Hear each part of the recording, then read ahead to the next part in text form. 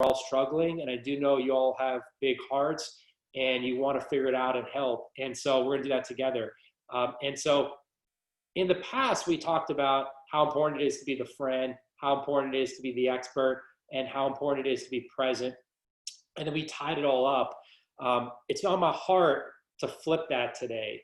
And what I mean by that is it all starts with being present. And so if we're looking at where we are in life, where we're looking at in our marriage, with our kids, with our partners, our spouses, if we're looking at like the struggles that we may be going through, it all starts with being present, guys. And what that means is slowing down. And I'm the first one. Everything I'm sharing with you guys, I'm learning more than you, because it's a reminder for me to slow down. It's a reminder for me to be present and to just be still, right? Even God rested on the seventh day, so be still. And so first and foremost, guys, hopefully you're taking notes.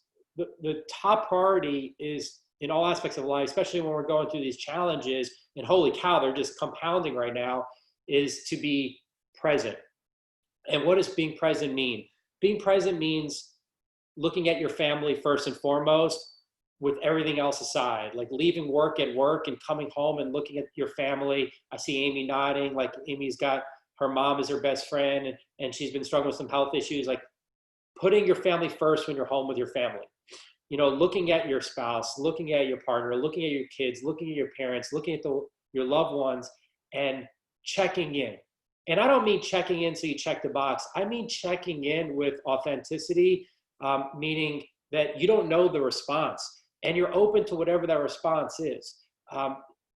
Being present at home means it doesn't matter how good or bad your day was. This is about their day. So you might have had a great day at work and you come home and your family, someone's struggling, and it's hard for you to have empathy because, you know, they should be happy because you're happy. They should be happy for you. Or in reverse, maybe they're having a good day, but you're struggling with anxiety or fear, or you've gone through a hard time.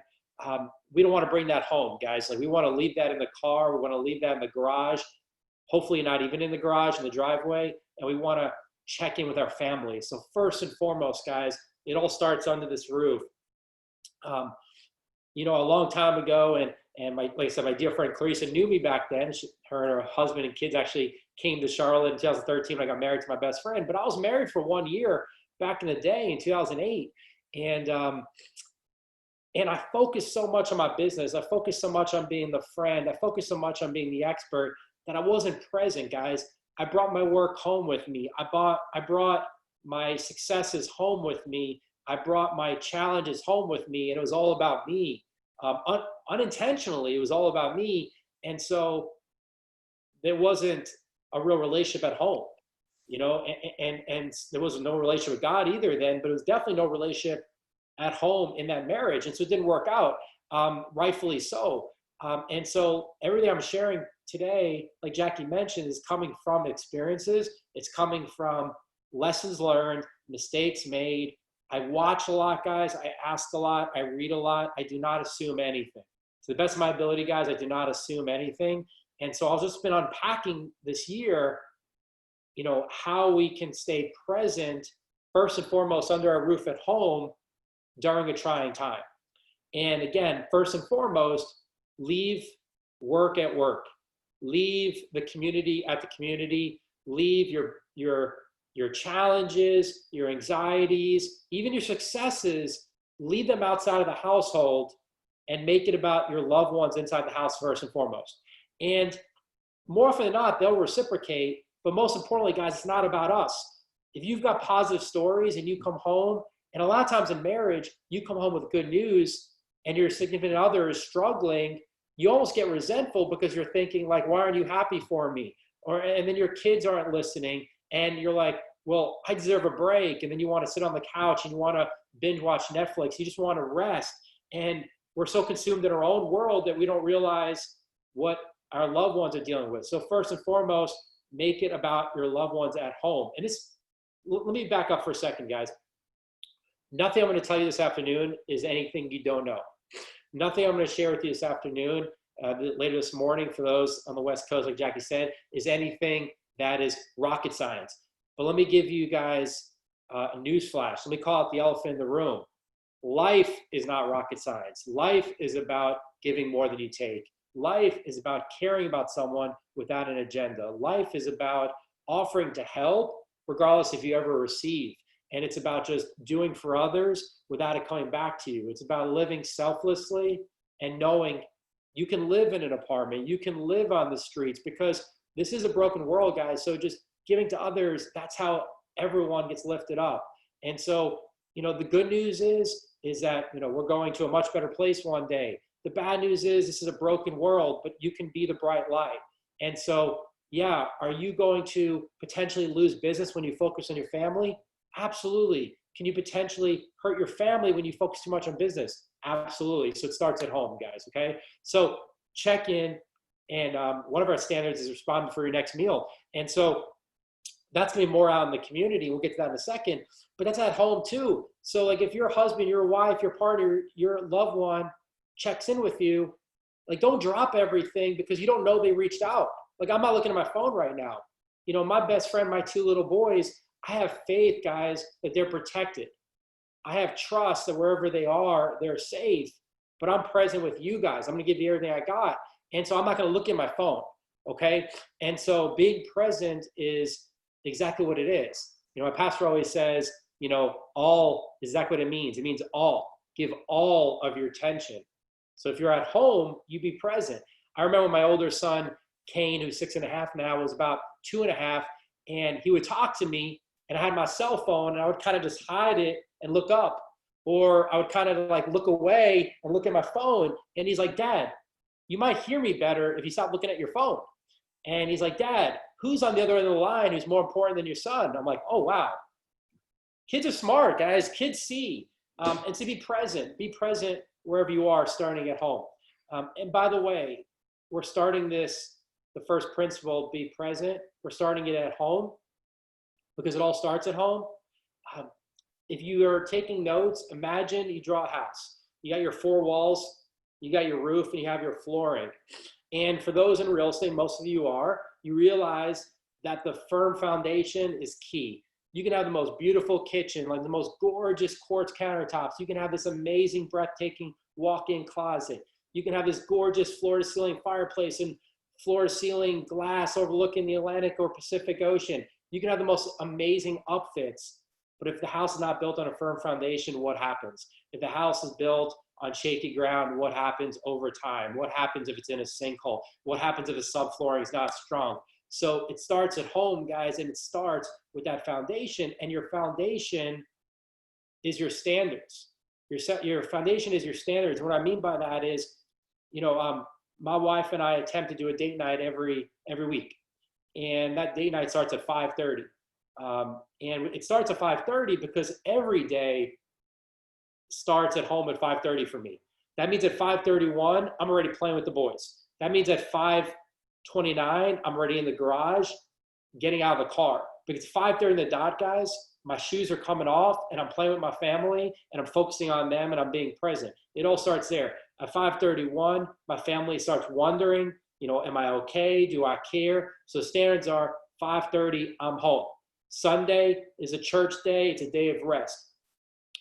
Once my kids go to bed, then I can look at my phone. But if it's in the bedroom, my goal is to spend quiet time with my other half, with my wife, watching movies, just catching up on the day, whatever it is, reading together.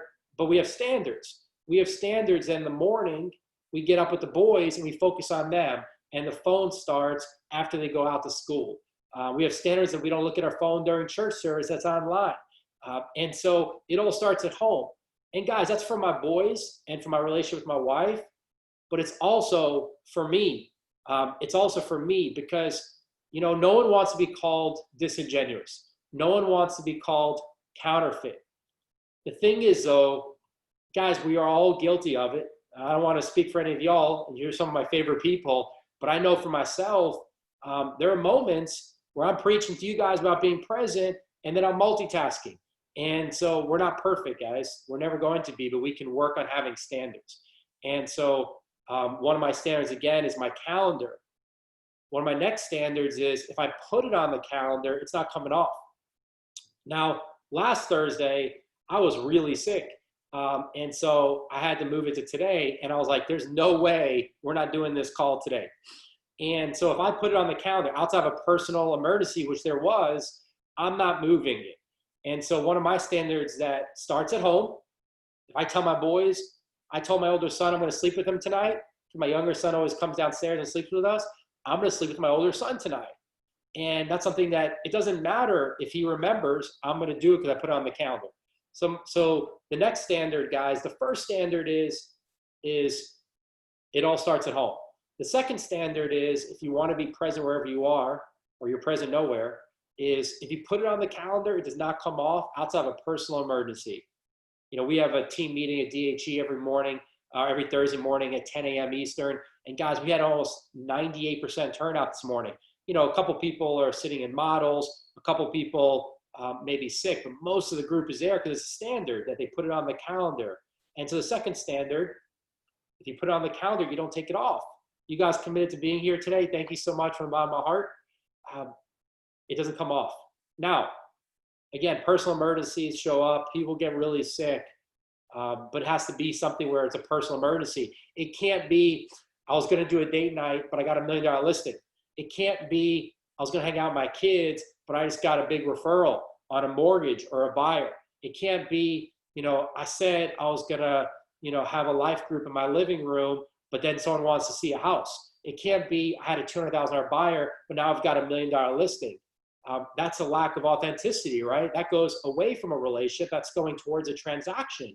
Now we'll talk in a little bit about how during a transaction, you can be very authentic and make it about the relationship. But guys, the relationship's not during the transaction. The relationship's not on the highway. You know, you got your guardrails, the beginning of the transaction, the end of the transaction. The relationship's outside of that, right? During the transaction, everyone expects good service. Everyone expects you to follow up and follow through because during the transaction, they're paying you. You go to the Ritz-Carlton or Four Seasons, you're not blown away by good service because you're paying top dollar for good service. You go to a fancy steakhouse and you get a good steak, you're happy, but then tomorrow, you're not loyal to them. Bring that back to your house. Most marriages, guys, the husband focuses on the wife 10 minutes after they do something wrong, after they come home late, after they leave early, after they go out of town one too many times, after they cancel a day night. Does this sound familiar for anyone? And then the flowers arrive and the chocolate covered strawberries because now they need to focus on their best friend because their best friend's mad at them. What if you actually put on the calendar to just follow through on what you say? You tell your wife you're going to do a date night, you actually follow through with the date night. Nothing's more important than your commitments, guys. When you give flowers 10 minutes after you make a mistake, that's expected. You know, it would be great if you give 10 minutes flowers 10 minutes before you make a mistake. And because you put on the calendar, you don't make the mistake. Now, we're not perfect. And I'm kind of preaching to the guys here for a second that, look, guys, just because your best friend said yes, and I do, and maybe you have kids, does not mean for the next 10, 20, 50, 70 years that you can just be complacent and comfortable.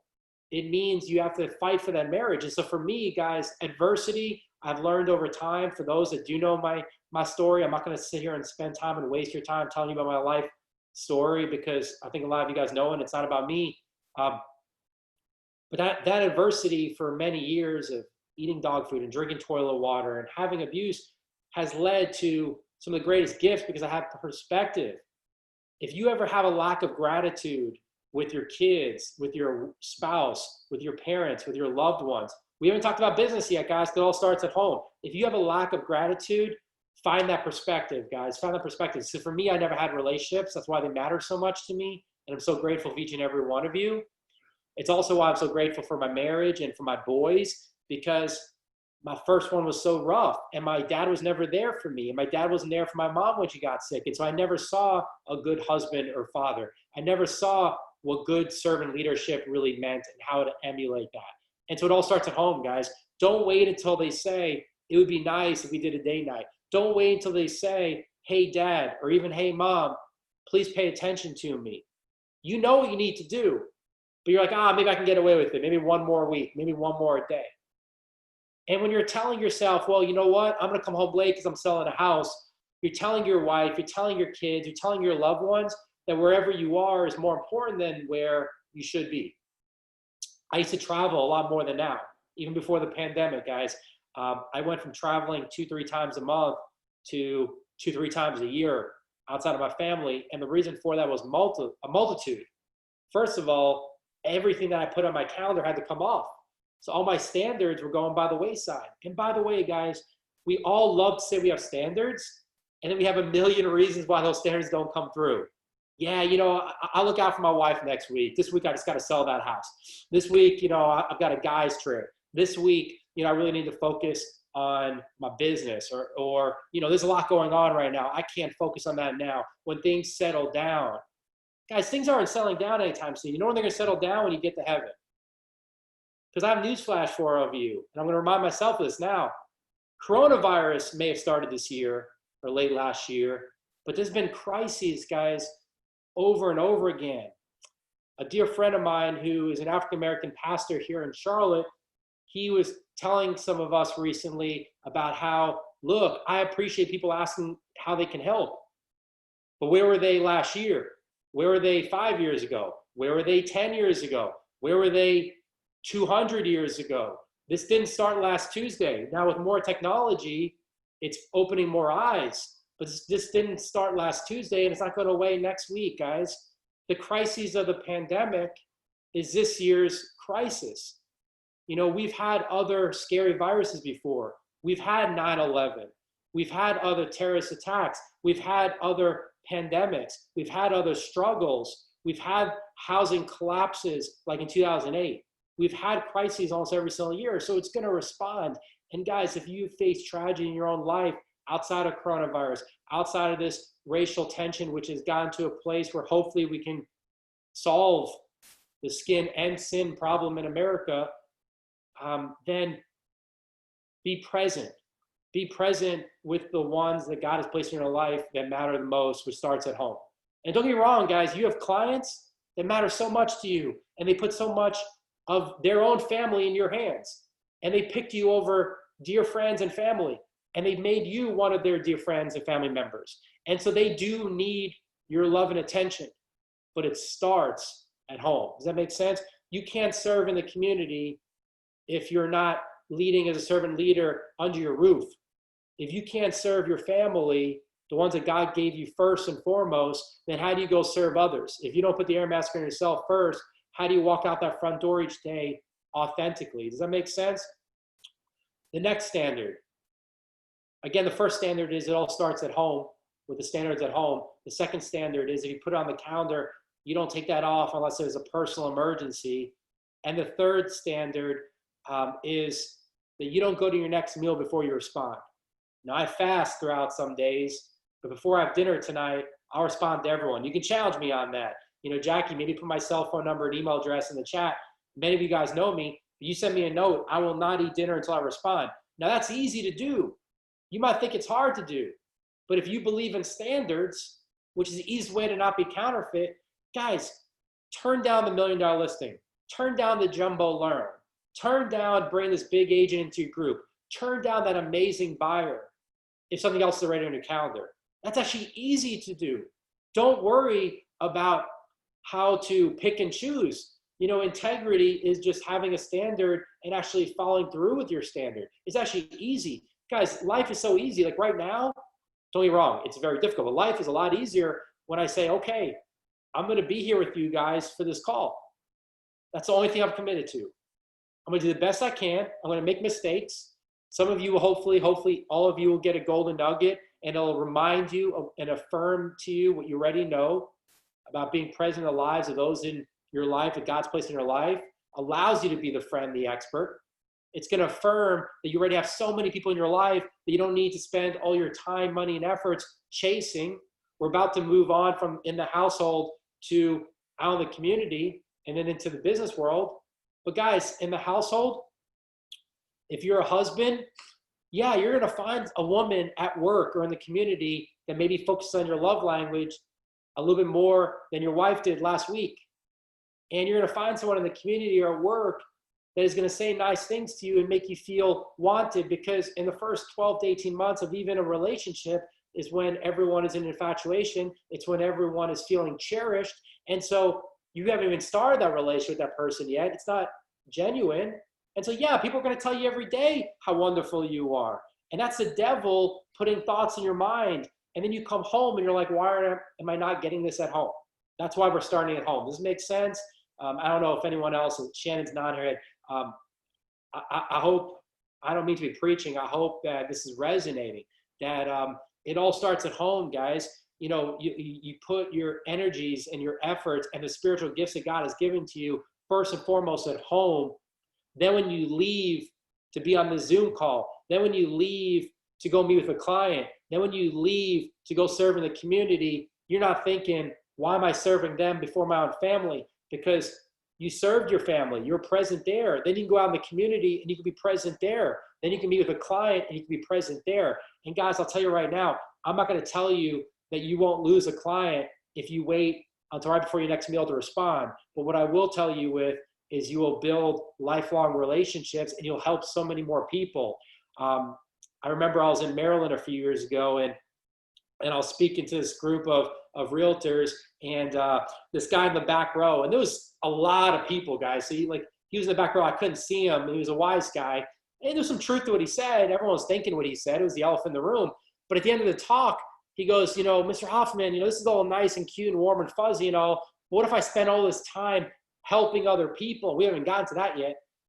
And no one ever wants to buy a home. No one ever needs a loan. No one ever wants to sell a home. I just help a lot of people. Well, guys, newsflash for you. You are not placed on this planet to sell houses. You are not placed on this planet to buy houses or to finance loans. You are placed on this planet to help and make a difference and give more than you take with anyone that God placed in your life. And your career today is your way to be an ambassador in the marketplace and to be that helping hand and to help people. And when you least expect it, you'll realize that you may help them in the marketplace or you may help them as the friend. But it all starts at home, guys. If you're struggling at home, then you're being counterfeit in the community. If you're struggling at home, then it's weighing on you. But when you give your best at home, don't get me wrong, you may leave and you have a child that's sick.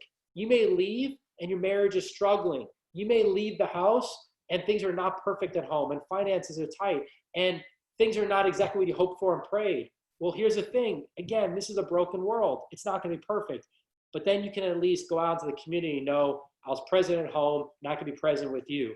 Like right now, again, I'm going to be present with you guys because that's what I've committed to. And so the third standard at home, respond before your next meal. And Jackie, I see people chatting. I see my friend Denise in Oklahoma chatting right now.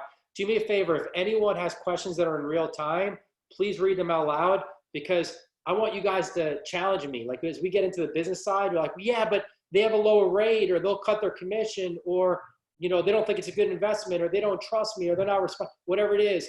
I want to be challenged in real time. I don't want you guys to think that like I'm not a professional public speaker and many of you guys know me. I'm just sharing with you my own mistakes.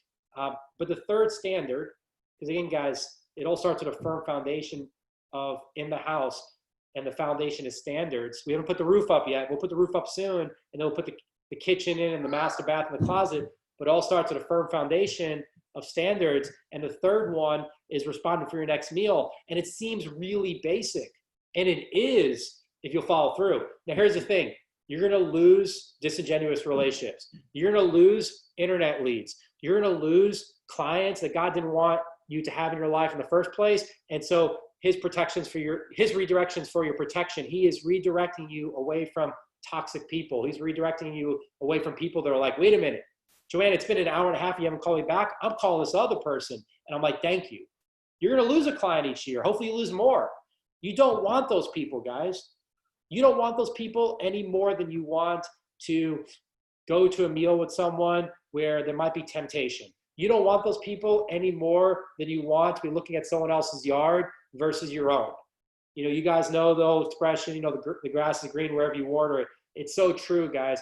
There's also another one. You got diamonds in your own backyard. That's the house that the Lord has given you. That's the family that God has put in your responsibility. It all starts at home. So the first standard is it all starts at home. The second standard is that if you put it on the calendar, it better be a personal emergency to take it off. And the third standard is, and it's just what I've learned that has really helped guide me, guys, like my compass with God in the center, my North Star. respond before your next meal. Here's a trick about responding before your next meal. Regardless if it's your best friend, your husband, your wife, regardless if it's your kids, your parents, or your best favorite client, if you never go more than one meal without responding, then you never go to a meal thinking, I can't believe I picked this meal over responding to that person. They may need help. And they never go to a meal thinking, wow, Violet may be too busy for me. I don't know if Bree has enough time for me. And you can go to your next meal thinking, you know what? I followed through. I followed through with my commitments, remember, right? Like I followed through what I put on my calendar. I didn't say I was going to respond to this person, but then I responded to them before my next meal, before my next commitment. And so I've just found, for me at least, guys, that really helps. If I start at home doing the best I can, and guys, I'm not the perfect husband, I'm not the perfect father by any means. I work on this every day. Selfishly, guys, one of the best things that's going to come out of this today, hopefully outside of getting to know some of you all better and meeting some new friends, and like I said, tightening relationships with old ones, is that I'm going to be mindful and reminded of what I'm hearing myself say when I was working on this the last few weeks is, holy cow, I need to do a better job of that as a husband and a father and a leader. So as we move on, guys, in your house, the firm foundation, the concrete slab, the subflooring, the hardwoods, the carpet, the basement is your standards. And so if you imagine, if you don't have that firm foundation and then you put a roof up, it's kind of like having a roof that has like little tiny holes in it, right? Like if you don't have that firm foundation and the home starts sinking, then the roof starts shifting, the house starts shifting, you see those structural cracks, and then what ends up happening? The roof gets loose, shingles start separating, and then you see like a little bit of light, and then you ignore it. And then maybe like a little bit of water damage, like, oh, it's nothing, I'll just handle that later, I'll cover it up with some paint. And then what happens in these relationships? What happens in your house? You're like, I'll get to that later. You push it off and you go chase new business. You push it off and you start chasing the new person. And you push it off and you start chasing today's business versus the people that have always been there for you, starting at home, then your past clients, then your friends and family, all the people that God's placed in your life.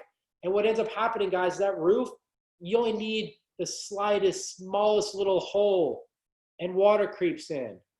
And then because you haven't paid attention to it, you put Clorox on it or you paint over it, next thing you know, you have mold. And then you start getting sick and you start getting autoimmune disease. And then you start having anxiety. And then finances get tighter and tighter. And then medical bills are building up. And the pandemic occurs. And all this junk is piling up. I don't know if I'm speaking to anyone, but like next thing you know, you're in this vicious cycle and you blame your loved ones because it's easy, right? It's a lot easier to blame your loved ones because they're never going anywhere. No time for flowers and chocolate strawberries today. I got to blame you today. You're the reason why my business isn't growing. You're the reason why I don't have time to work out. You're the reason why I'm not healthy. And now the roof, and you don't have money, you can't replace the roof, which means you can't focus on your standards. And now you're not healthy. And now you're like, okay, well, the pandemic's why, I'm not healthy anymore. And the economy is why I'm not succeeding in my business. And, I don't have time for friends because I got to go chase business. I don't have time for my family because I have to go chase new clients. I don't have time for church because I'm too busy bringing in money. Because if I can't take care of my family, I can't take care of the community. And you start telling yourselves lies, but it's all because you've let these little tiny holes of light shine in, guys, where you're exposing a lack of standards. And it all starts with that firm foundation, guys. It all starts with a firm foundation. And again, selfishly, guys, like shut off the news for a couple of minutes. Shut off Facebook. Like just shut down your computer for a little bit. Just be present where you are. Like again, if you take away one nugget this afternoon, what a blessing that is. But just be present where you are, guys. If you have 5 people in your life or 5,000, those 5 people, those 5,000, it does not matter what you do for a living. It does not matter if you're single or married with kids. If you have 5 people in your life or 5,000, they are enough. Focus on them. Put them on your calendar. Make it about them. So again, we're going to talk a little bit in a minute about being the friend, but again, being present is checking in on them. And guys, we haven't talked about business yet because again, the standards at home is the standards everywhere, right? You don't change. Why do we ignore our loved ones at home, but when the phone rings, we run to answer it real fast? We run right away to answer it. And we're like, hey, how's it going, Melissa? It's all, everything's amazing. You get a phone. My wife's like, wait, I thought you were in a bad mood. No, I'm only in a bad mood with you guys because like you're never going anywhere, but I need to be fake for this client because I need that client. Like I need that business. I need that money. Now I have idols. Hey, Jackie, I see my friend Angela just commented. If you wanna, I'll take a break for a moment. If there's some real time stuff we can dig into. Yeah, so Angela says, David, can you talk about how this is affecting us today during the pandemic and ways of helping and ways to make time for family? It's so easy to help others. That's what we do, and it's addictive and can be easy to forget about our loved ones when people need us now. Yeah, definitely. Angela, I love you. I know your heart through and through. So you're a perfect example. Roxanne knows Angela.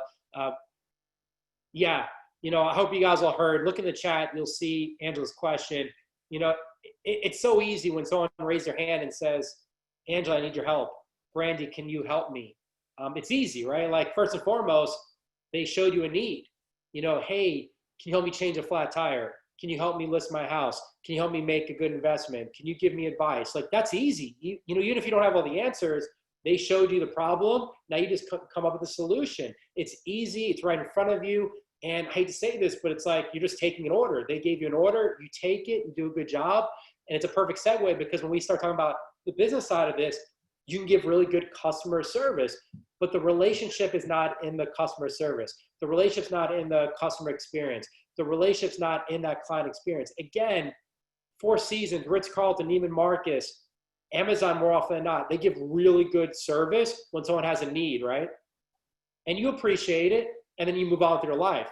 And you don't say, well, I have to go back to the Ritz-Carlton, I have to go back to the Four Seasons, and I'm going to go back off of business, go back to family, Angela.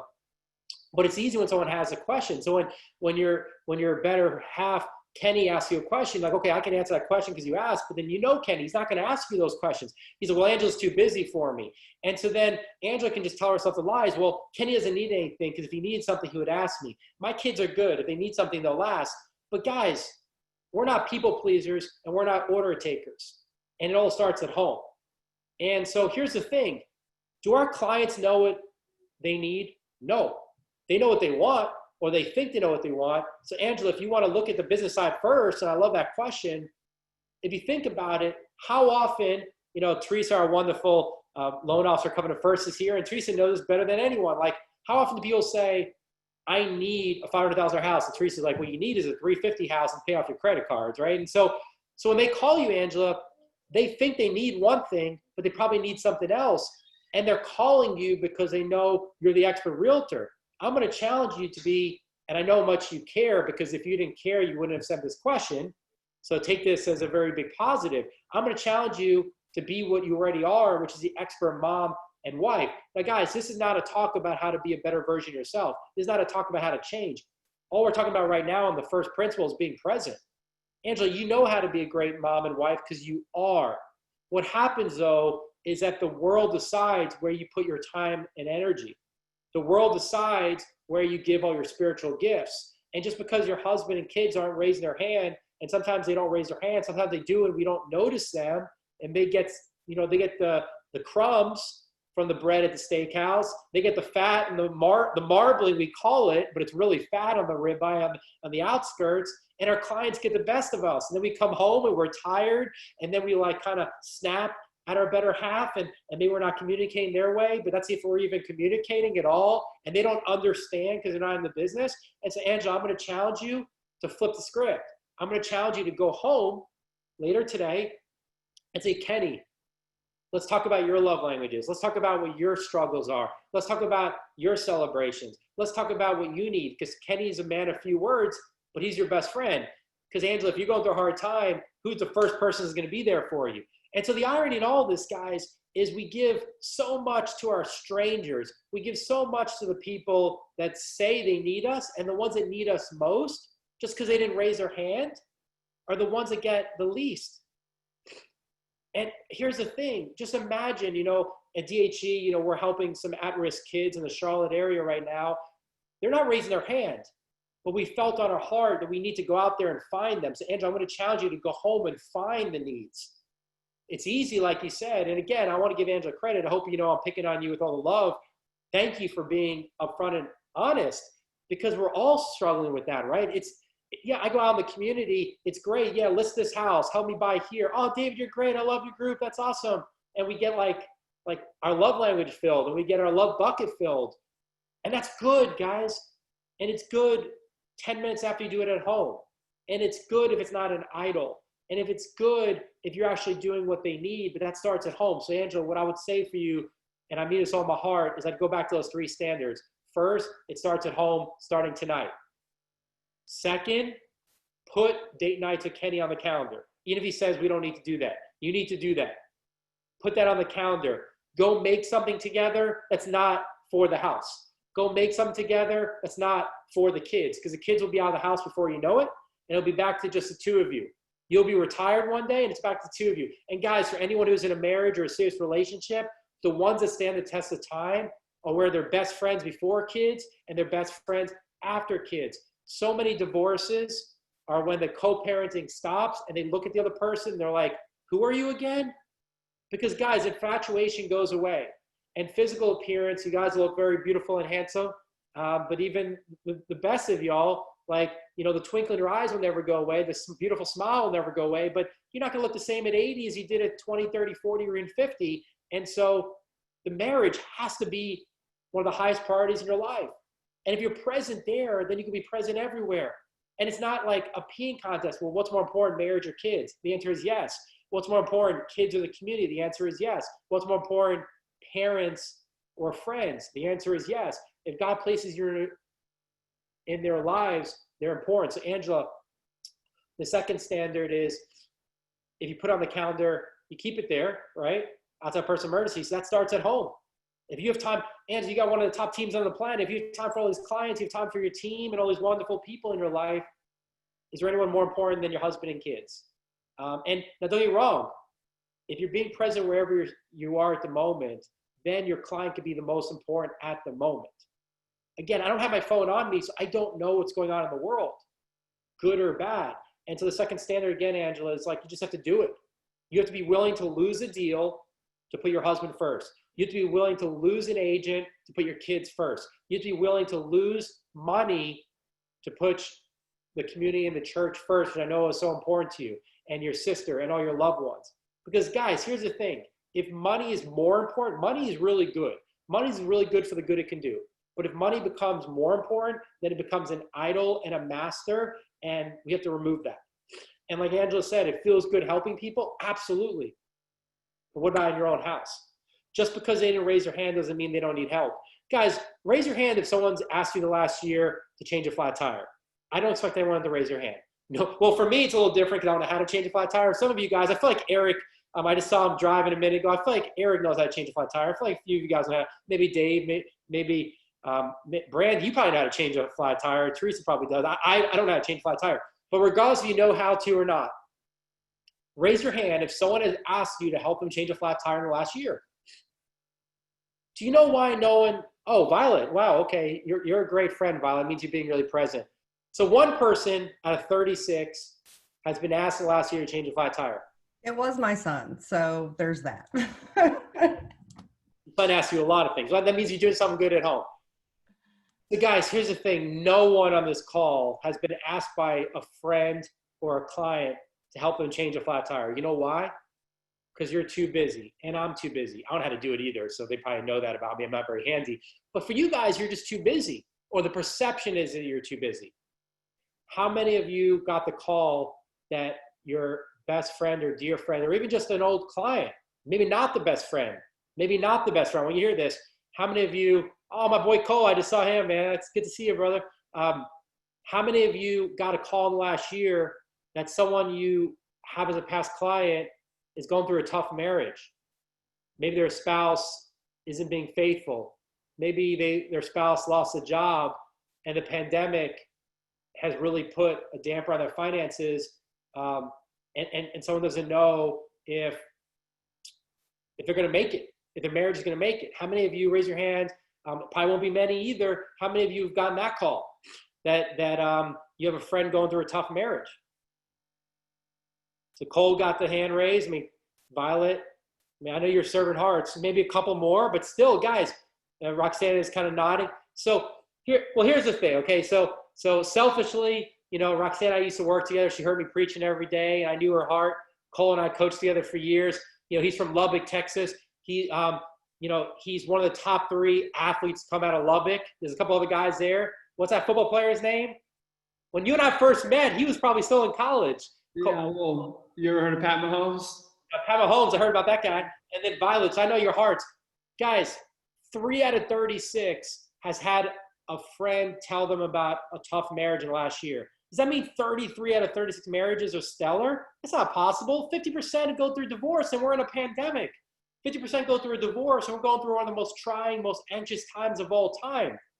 So no one got a call about the flat tire. Only 3 of you got the call about the marriage that's going south. What does that mean about where our focus is? Are we being present with the most important people in our life, starting at home? And if we're not being present with the most important people in our life, starting at home, then how can we be there for our friends that are going through a tough marriage?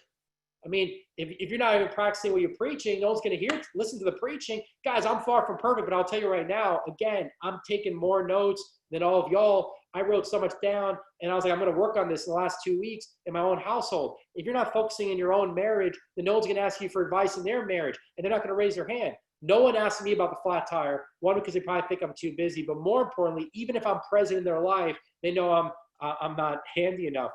Now, Denise said they're certified divorce experts. And Denise, I thought you're like a reality TV star now. She's on TV shows like every other Tuesday, and a certified divorce expert. And she sells a lot of houses. And I think it's because her and Troy make each other a priority. And then they make their business a priority. They make their friends a priority. And they do a really good job of being present where they are.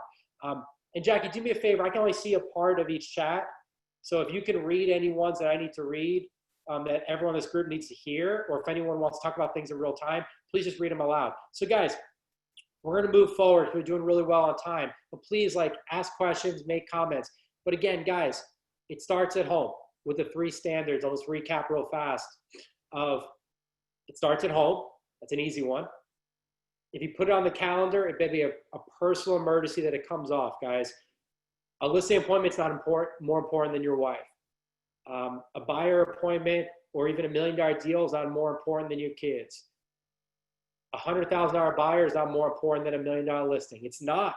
There's nothing more important than what you've already committed to. And third, respond before your next meal. It does not matter who it is. If someone reached out to you, your goal is to respond before your next meal. Okay, that's all about being present. And being present all starts at home, which is why we haven't talked about business yet. Because if you're not present at home, then you can be present nowhere, right? It all starts at home. Because why are we doing all of this? We're all going to retire one day. We're all going to move on to other things at some point in our life. But who are the ones that are never going to leave? So Angela, I want to remind you of that. Who's going to be the only one there when you're 102 on your deathbed? It's going to be Kenny. Well, hopefully, because you'll be 107. So holding your hand. But seriously, it all starts at home, guys, and it all starts with being present. We're flipping the lid this morning. Okay. And oh, by the way, when you start at home, it's never about you. It's never about real estate. It's never about business. And I do see some questions coming in. So before we move on to being the friend, Jackie, do you want to read some of these real fast, maybe? Yes, I've only, aside from the 2 that I just wrote, I'm now seeing Angela's. I think people might be writing you privately because I can't see some of the messages that you're seeing maybe. But I'll go ahead and read Angela's. She asks, is there any real estate emergency that would make you ask your family to give you an hour? So, no. And especially for you, Angela, I'm a little biased here, but you and I are the same real estate family. You've got a team. Let me back it up for a moment. There's no such thing as a real estate emergency. There isn't. There's no such thing as a real estate emergency. It's like your kids. If your kids are at school or they're home with one of their parents or with a babysitter and they text you, it's not an emergency. If they're texting you, it's not an emergency. Now, I'm not putting that in a vacuum. God forbid there's a tragedy or something. You want to look when it's your kids. But more often than not, they have a question that they perceive to be an emergency. More often than not, Angela, in real estate, your clients or the attorneys or the agents and the other side, the inspectors, they perceive an emergency. But here's the thing, guys, it can't be taught, it has to be caught. And you know how people learn and grow? By catching it. So if you just jump and you're Wonder Woman, Angela, and you always like jump and you're everything to everyone, you know what ends up happening? Nothing. No one ever grows. No one ever improves. So like, I was talking about Buddy Cole here a moment ago, big basketball star. I mean, how did you learn? By taking the shot, not by asking the coach, how do you shoot the ball? He had to take the shot and miss, and then work on his form and miss, and then work on his form, and then he stopped missing. So Angela, in 5,000 plus transactions, I've never seen an emergency. When I first started, I cried all the time because everything was an emergency.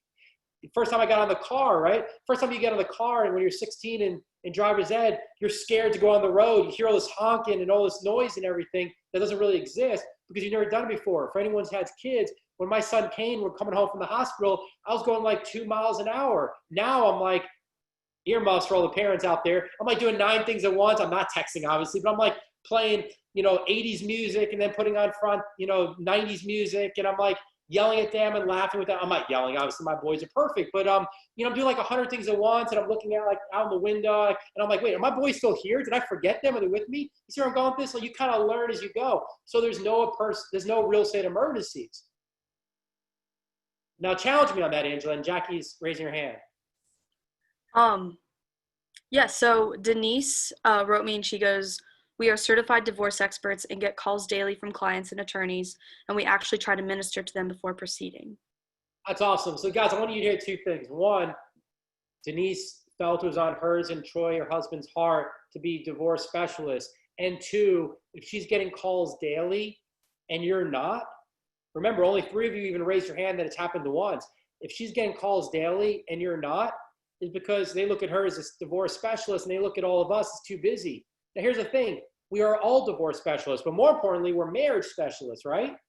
So here's the thing. She's getting the calls because she's telling people she's a divorce specialist. And what we're doing is we're not telling people that we're marriage specialists. So focus on your marriage. And if you focus on your marriage, unfortunately, Denise won't get as many calls. But even if she still does, are we divorce specialists? Are they looking at us as the experts? Which is a great segue. We're going to be the friend first. We're going to segue to that. So thank you, Denise, for that. But think about that. If they're not calling you for the flat tire, they're not calling me because I'm not a handyman expert. But if they're not calling you for the marriage situation, when your good friend is going through a tough marriage, maybe you're not the marriage specialist. It starts at home. Yes, Jackie. So Roxana writes and she says, I'm curious how you set the expectations to clients about your family time. I have a way yet, would like to hear yours. Yes. Yeah, definitely. So this is going to be easy. Then we're going to move on to being the friend. Here's the thing, guys. Do you set expectations every day with your family? No. You put standards on the calendar and then you move on with your life. And with business, it's no different. What I do is I don't tell them. If they ask, that's one thing. So watch this.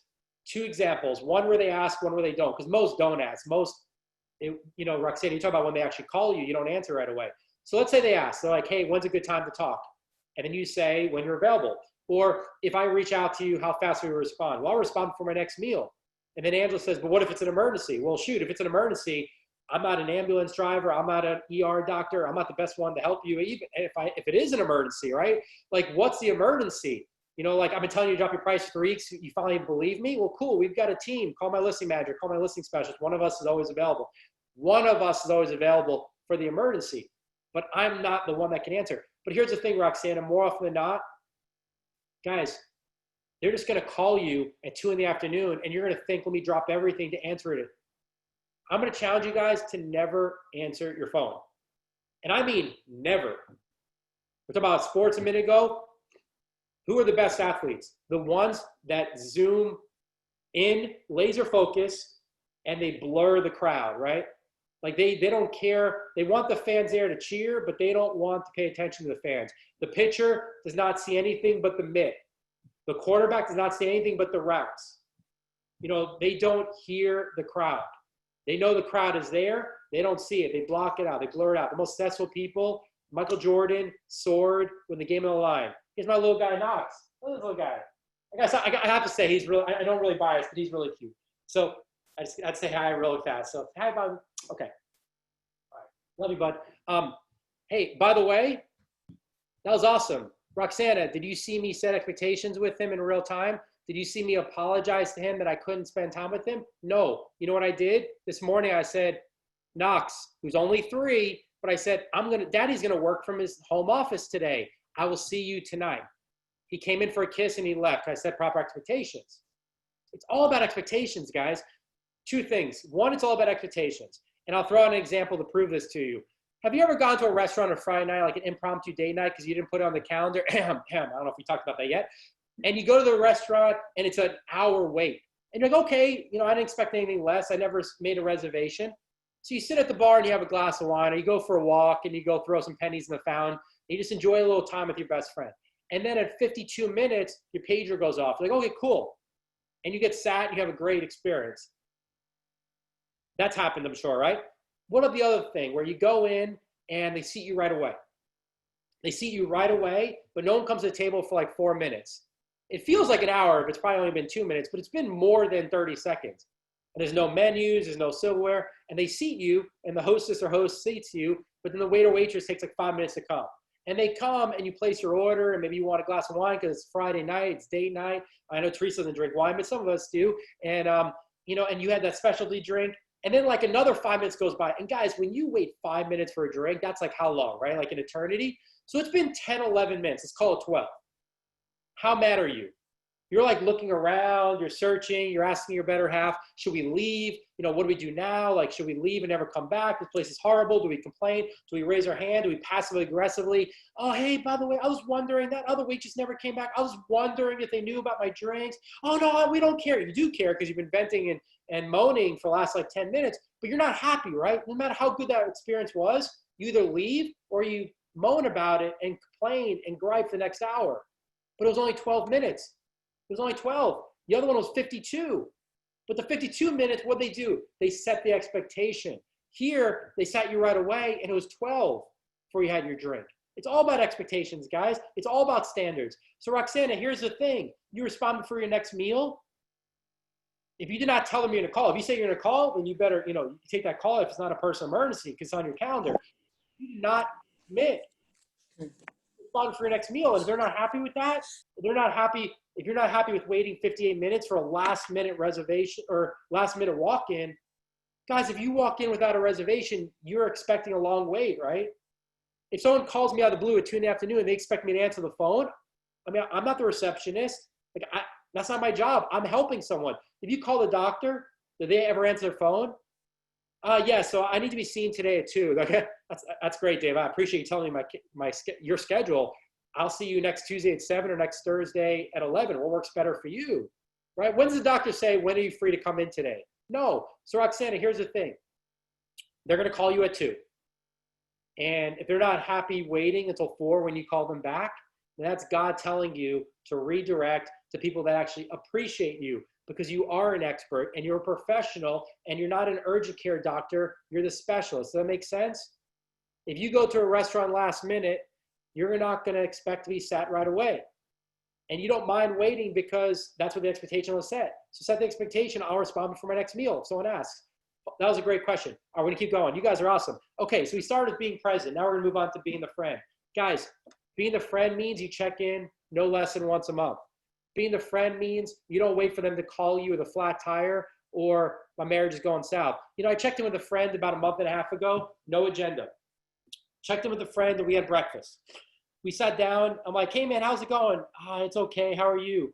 I'm like, pretty good, man, but it was on my heart to ask you because you look like you're a little down. Well, my marriage is going south. I'm living in, the basement right now. My kids are in a really bad place. The pandemic had just started, guys. He's like, the pandemic, my business is going down. My marriage is in a worse place. He starts bawling. For 3.5 hours, we talked. His marriage was almost dead, guys. And he's like, why'd you meet today, Dave? Like, why'd you ask to meet? I was like, because you're my friend. You can't be the friend if you're not being present, right? Like, and if you're being present, I'm like, man, I noticed you haven't been posting on Facebook as much. And you're in my database as my friend because you are a friend. And, the database is not the end all be all, guys. If you can keep it all on your phone, I don't have my phone right in front of me. because I'm being present with you. But if you look at my phone, I'll send you guys a picture later. I got cracks all over it. Everyone makes fun of me. My little guy Knox you just saw, he broke it like a year ago. I still use it because it works, because I know where I came from. I don't need another phone. I don't need another $1,000 phone, because you know what? My relationship is strong enough that you guys know I care. As long as my phone works and I can send texts or calls, I don't need the new one. That's not a priority. I'm going to focus where I am. So here's the thing, guys. My friend was in a really bad place. Anxiety from the marriage, fear from the marriage, anxiety for his kids. Then the pandemic comes in, maybe even suicide thoughts. He's like, I don't know what I would do without my family. Guys, he's not going to raise his hand and ask me about real estate. And more importantly, he's not going to raise his hand and ask me if I can help him through a bad marriage. Because like Denise said, unfortunately, she's getting a lot of calls, because people don't get calls about the marriage specialist. They get calls about the divorce specialist. Because here's the thing, guys, especially in a crisis like the pandemic, especially in a crisis like the racial divide that has never been more divisive, everyone has their own junk. And so what happens is no one wants to reach out and be like, let me ask you about your junk. Let me tell you about my junk. They're like, look, you have so much on your plate. The last thing I'm going to do is tell you about my tough times, because your life is either perfect, because that's what we put on Facebook. We tell everyone how perfect life is, or your life is not perfect and you don't have time for me. You're too busy for me. And so if I had to reach out to this friend, guys, I don't know what happens next. I mean, I was not the end all be all, but then I made some connections with my pastor, with some others that are going through a tough time. And I feel like their marriage is rebounding. But again, guys, if I didn't just check in unconditionally without an agenda, if I wasn't being present to realize that 31 days has gone by and you can't let more than 30 go by. If someone's a friend, you talk to them every 30 days. Now, don't get me wrong. I have dear friends, including some of you all on this call. See, you guys are holding me accountable now. I love it. I have friends that it's been too long. And that's why we do things like this. That's why we have to be present to realize that. And my friends, when I check in, then they tell me about the marriage. But where was I a month ago? Where was I 2 months ago and 3 months ago? And so, guys, don't wait more than 30 days. And if you go back to the standards, that's easy. If you put on your calendar A to Z every 30 days, that's a standard that does not move outside of a personal emergency. And again, Angela, please challenge me to the real estate emergency. That's why you have a team, though, too, Angela. That's another friendly reminder for you. But if you put it on the calendar, it sticks, right? And if you're reaching out to your friends every 30 days and a phone call comes in, you're like, cool, I'll get to that before my next meal. And you're like, yeah, but my friend can wait because I've got a client who's going to pay me. My friend can wait because, you know, this is more important because it's a real estate emergency. No, you know what's more important? Following through in your commitments, which is your standards. That's all we have, guys. Our character are our standards. If you commit to something, you follow through. Again, guys, if we're too busy to even check in once a month with our friends, then they see that. They feel that. They hear that loud and clear. And you know what? They're not going to tell you when they're going through a tough marriage. They're not going to tell you when they're going through a struggle. But they're also not going to tell you when they're going through something positive, and you won't be there for the celebration. So sometimes it's really bad stuff and you want to be there to help them and they need you there, but you're too busy. And sometimes it's really positive stuff. Guys, it's not all doom and gloom. There are good things that we should be celebrating right now, because yes, we can focus on all the crises going on right now. Absolutely. Let's see how we can help. But also, let's celebrate all the blessings that are in our lives. But we're so busy with real estate emergencies. We're so busy with everyone calling. See, Roxana, when your day starts and it unpacks, do you wake up each day and say, I wonder what's going to happen? Because then you're letting strangers rule your day versus you owning your day. I give my teammates such a hard time if they're not at the team meetings Thursday mornings. You know why? Because it's the same time every single week. And almost every person commits and they follow through, because again, it's just a referendum on our standards across the board. So again, if you have a date night in your household or time with your little one, there is nothing more important if that was on the calendar. Just like if you put your friendships, checking in A to Z on your calendar, there's nothing more important, because if I did not check in with my friend and it took a while to get to him because he's W, so he's the end of the alphabet, it took more than a month, he's not going to put on Facebook, hey guys, I want to let you know my marriage is going south. I'm thinking about suicide. I'm going far from the Lord. I'm really struggling. Who do you know who needs insurance? You know, he's in insurance. No, one, he doesn't want to put out there that he's struggling because everyone else is putting out there how great their lives are. Because, right, guys, what do we do on Facebook? We tell everyone on social media how great our lives are. And then on Instagram, what do? We put like this perfect version of ourselves. Like, I see people that I know in real life, and we joke in real estate about how like our picture hasn't been updated in 5-10 years. Guys, if you want to look 20 years younger, just like pull out your cell phone and just make yourself look 20 years younger and then put it on Facebook, and then everyone tells you how great you look, and you don't respond to them because you don't want to tell them it's not really you, but you just like it and you heart it and you're like, oh, I feel better about myself. But deep down inside, I'm going through a tough marriage. I have no time for my other half, my better half. My kids have anxiety and fear. I'm worried about money, but everyone else has a perfect life. Guys, everyone's putting out there what they think you want to see and feel and hear because you haven't checked in with them. So it's not like you want anything different. No, be willing to have that breakfast with someone who's going to tell you how hard their marriage is and how hard their life is and how their child is struggling and their child is sick and they're suffering with infertility or infidelity and they are struggling. Are you being a real friend where you actually want to be there? And yes, Roxanne, like, you're going to lose business, but you're going to have lifelong authentic relationships. And oh, by the way, those relationships will lead to business. And if they don't, then God has a bigger plan for you that might be outside of real estate. I don't know, but like, the business will come. I see my friend Eric here. Eric owns Ocean City, Maryland, and he owns it by his thumbs up by being authentic. Man, you're one of the most authentic people I've ever met. Like I just love the fact some of my dear friends are on this call because you guys know me. I'm far from perfect, but I hope you know I do the best of my ability to honor these standards. So being the friend, guys, if your spiritual gift is mercy, then empathy is easy. If your spiritual gift is not mercy, if it's service, then maybe you're like, well, if they ask for help, then I'll help, right? Like Angela's acts of service.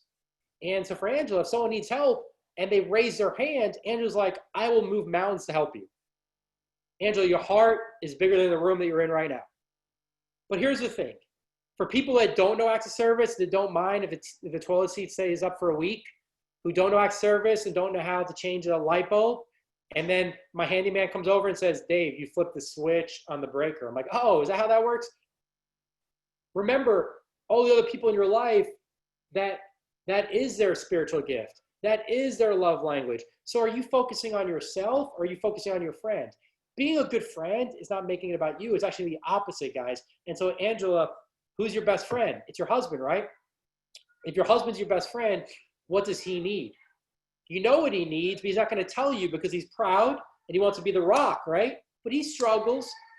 He wants to go aside for a couple hours or a night or two, and he wants to focus on his marriage. He's not going to tell you that, though, because he just wants to be there for you and like whatever you need. Other people are going to raise their hand and tell you what you need. I have a dear friend on this call who I'm not going to say her name, but I asked her this morning if she was okay because I knew she wasn't. And she told me that she wasn't 100% okay, but she'll be okay. That's because I've been paying attention.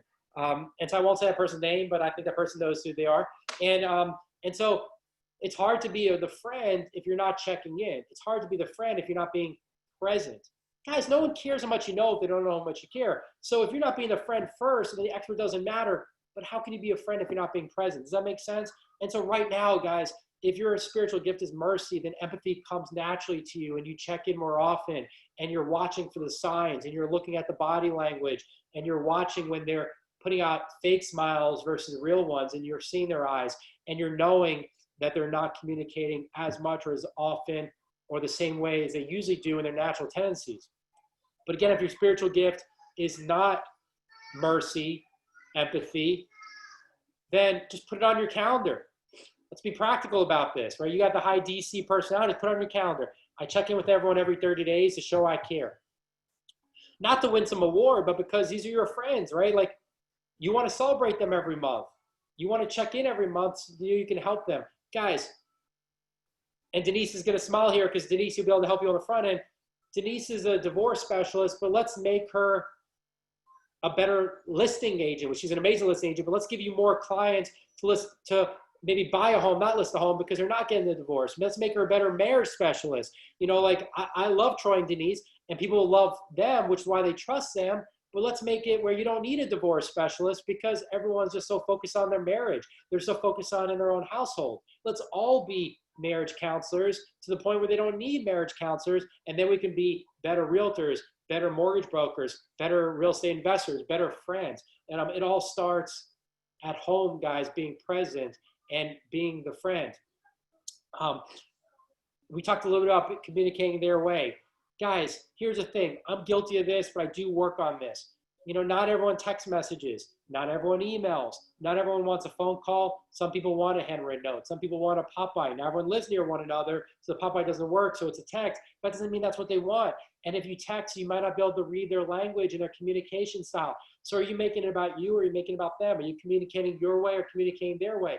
Again, this is not about you. It's about being the friend.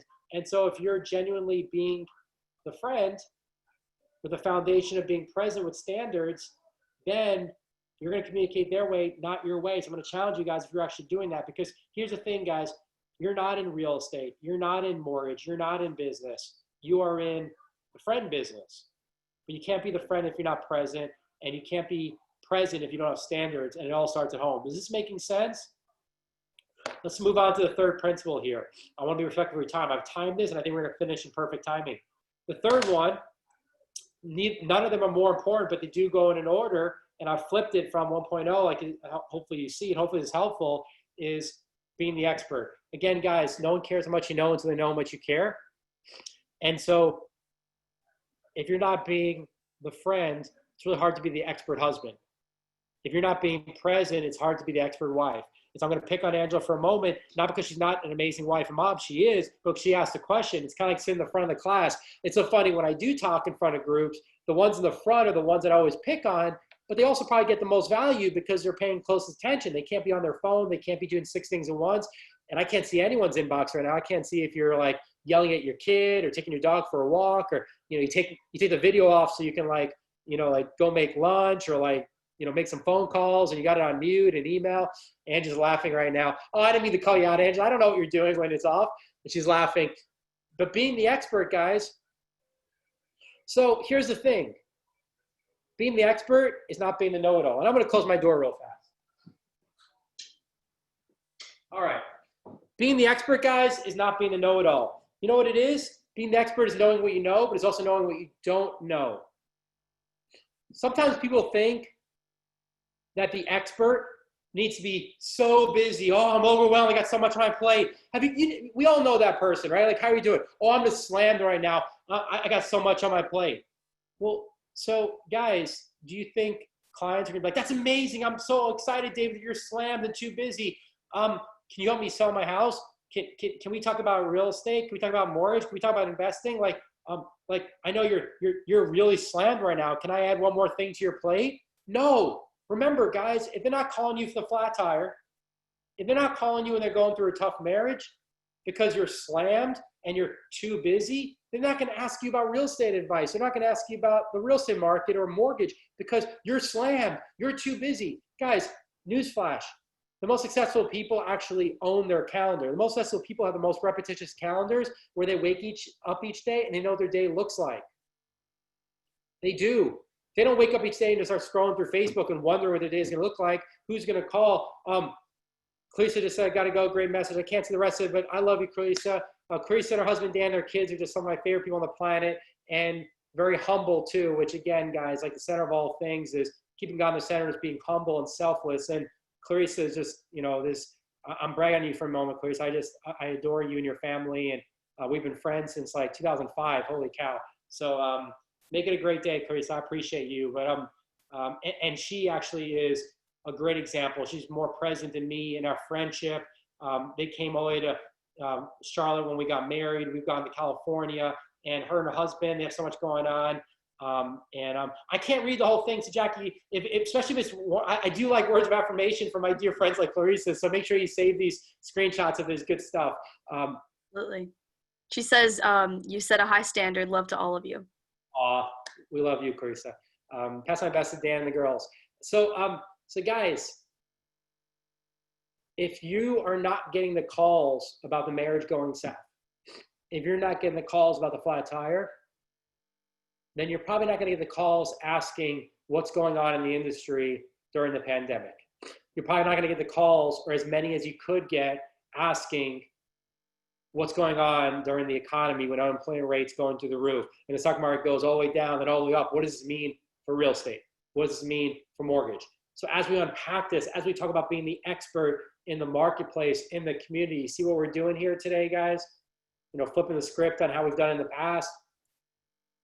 If you're not being the friend at home, if you're not being the friend to your loved ones that God already placed in your life, then do you think that they may not be thinking of you with referrals if you're too busy for them? I mean, if you're too busy for your past clients that picked you over 1,000, 5,000, 10,000, 20,000 other people, then you're probably too busy for the ones that you don't know yet, right? If you're too busy for your friends, then you're too busy for your friends' friends. Does that make sense?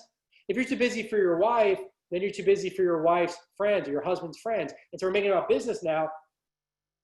If you're not an expert husband or an expert dad or mom, then how can you be an expert in the community? How can you be an expert in the marketplace?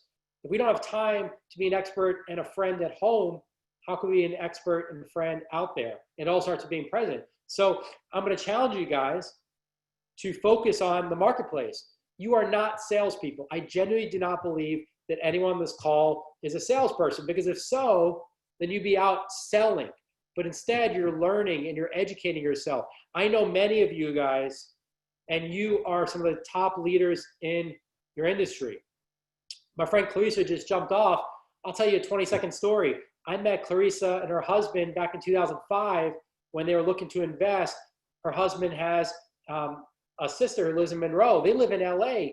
Guys, her husband created the cartoon Phineas and Ferb. It's the biggest cartoon of all time. Her husband created it. He's the executive producer. He's the voiceover. I mean, he's like the most successful animator of all time. Now they have a new show, Miles Murphy's Law. They have a movie coming out next week. And I learned that 2 years later. They're more humble than the day is long. 16 years later, they're doing movies with the biggest celebrities on the planet. And they have time for little old David and Jessica in Charlotte, North Carolina. And they flew here for our wedding in 2013. And he did voiceovers for some of my friends' daughters that love Phineas and Ferb, if you guys know that cartoon. It's gotten really big over the years. But because they were present and made it about us, I had to reciprocate to make it about them. They made it so much about us. It took me so long to even learn that he's one of the most successful producers of all time, because they care more about the friendship. Not about, let me tell you how many homes I'm selling. Let me tell you how many loans I'm doing. Let me tell you how cool I am. Let me tell you about my problems and my successes. Guys, we make it about them. And when you make it about them, you know what they do? They reciprocate and they make it about you, because you were present and you made it about them, and you were present in their lives, and you were the friend first and they reciprocated. You were the expert husband first and then they reciprocated. That's why you bring home the chocolate covered strawberries before they're needed. Because you know what? They're always needed. The flowers, you bring them home before they're needed because they're always needed. Teresa's husband does a really good job at this. You know, he'll send her text and tell her how much he loves her and how beautiful she is because it's a Tuesday, not because she's mad at him. Teresa, can you nod your head? Is that fair? He does the little things because here's the thing. How much more genuine is it when he's doing it on a Tuesday because, and they had a great day the day before, versus on a Friday when he came home late the night before? Guys, if these are people that God's placed in your life, that are most important people in your life, how can you not be present? How can you not be the friend? How could being the expert ever matter more? Well, let's talk about being the expert then, because we got to that point in the conversation. Guys, social media is not the expert. It's millions and millions of people with lots of opinions. And my first job out of college, I was actually still in college as an economist. I got this big job with a small pay, but amazing opportunity to be an economist as a 20-year-old. And I asked them why they thought of me. And the professor who thought of me said, you know why? Because you asked the questions that weren't yet answered. Most people either don't ask questions or they ask questions that are already answered because they weren't paying attention. They either ask questions to make themselves look smart and has nothing to do with the conversation, or they ask questions that have already been answered, but they were multitasking because they weren't being present. See what we're doing here? Or because they were just not paying attention, they were not being present. But what I would do is ask questions that were not asked because I did not have all the answers. So I would get them. And I wasn't asking questions to look smart, and I wasn't asking questions to go down a rabbit hole, and I wasn't asking questions to be passive aggressive. I was asking questions that I generally didn't know. Guys, the expert knows what they know, but almost more importantly, they know what they don't know. Does that make sense? Here's the thing, guys. If the Charlotte Business Journal says something, if the Baltimore Business Journal says something, if CNN or Fox News, not a political conversation, says something, that means it's already happened. When the news talks about the housing market going down, when the news talks about mortgage applications going up or the mortgage market tightening, you know what that means? It means they have a large enough sample size to show it's already happened. It's too late, guys. When the stock market starts going down and you read about the news and you're like, I'm going to sell. No, guys, I don't know about you, but I don't have enough money to impact the stock market. Others already did it. Does that make sense? When you read about the stock market crashing, guys, don't sell, buy, because you're too late to sell, right? You waited too long. When the housing market crashes, don't share it on Facebook. People already told you that the housing market crashed. So let's watch. Let's watch. If the economy is going down, Eric knows Ocean City beachfront homes have never been this high. He's thinking, yeah, if you're not going to be in this home in 5 years, if you want to sell your investments or sell the condo and buy the house, do it now because prices are about to plummet. I mean, that's probably fair, right? I mean, home prices can only get so high. Guys, and Eric said, nodding his head, you know what happens when you're at a peak? It comes back down. And because you're not salespeople, that's okay. Guys, if you see a gap in your marriage, fill it. Don't let it widen. That's why Angela asked the question, because Angela cares about her marriage and doesn't want the gap to get bigger. We all have gaps. We all have wedges. Fill that gap when it's tiny. Fill that gap in your relationship with your kids or with a loved one that you've gone in a different direction from. Reach out to the past clients and more than 30 days have gone by. Be present in their lives. The worst thing you do is you call someone you haven't talked to in years and you found out their husband died 2 years ago and you haven't talked to them in 3 years. Are you being present? If you're not being present, you're not being the friend.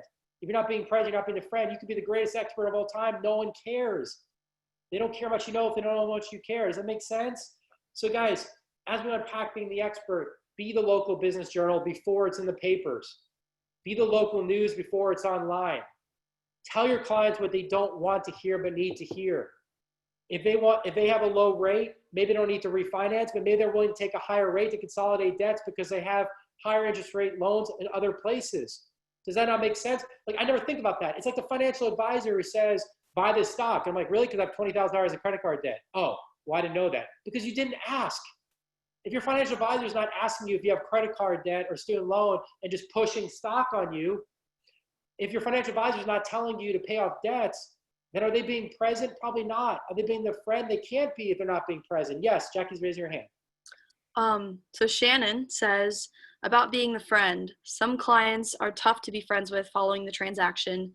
It is the struggle to be the friend and present at home. One has to take a back seat. How do you do it all? And then Dave De Silva says, great conversation. Gotta go. Awesome, Dave. So great to see you. Please share the good news with everyone in your life. So Shannon, the good news for you, I was sharing with Angela earlier, if you heard, is that you're on this amazing team. I'm not biased at all. But you're on this amazing team where we have touches like every other day. Like I've got all these past clients that did the trivia night and there was like 15 family members in a cabin and the grandpa, the son-in-law, and the grandson all did trivia night. They win a $200 Amazon gift card. They get to spend time together. 10 years now, they'll still remember that. So here's the thing. Being the friend is not having a glass of wine with everyone. Being the friend is not talking with them on the phone every day, but being the friend is just checking in and knowing and letting them know that you're present in their lives if they want you to be there. That's all. Just showing them that you're paying attention. Showing them that you're there if they need you to be. Does that make sense? All right, you're welcome, Shannon. Yes, Jackie. So Sam says, what do you do when people put up smoke screens and hold their cards close to their heart? How can you connect with those who are closed off for many reasons? Simple yet not easy.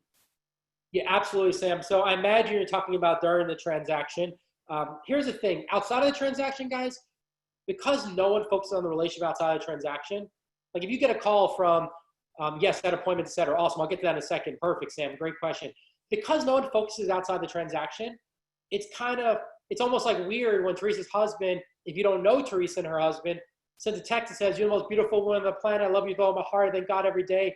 You know, most wives would be like, what'd you do? And how mad am I about to be at you, right? But because he focuses outside the transaction. Sorry, Teresa, I'm picking on you and Scott in a good way right now. Because he focuses outside the transaction, he focuses outside of when maybe he messes up. I mean, Scott's perfect, but other husbands mess up.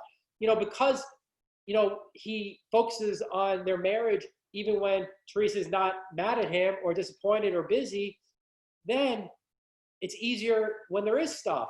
Maybe Teresa doesn't take it as personally. Teresa knows how much Scott cares.